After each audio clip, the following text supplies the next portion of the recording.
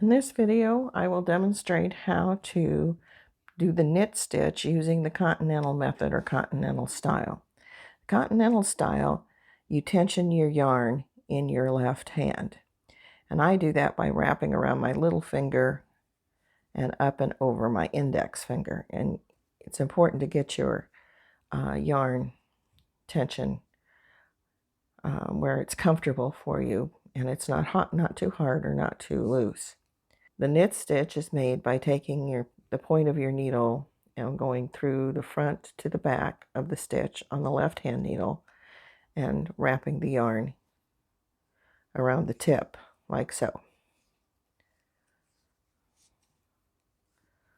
It's sometimes referred to as picking because you're just kind of picking that yarn off. And in doing so, you're wrapping counterclockwise, which gives you a Western stitch mount.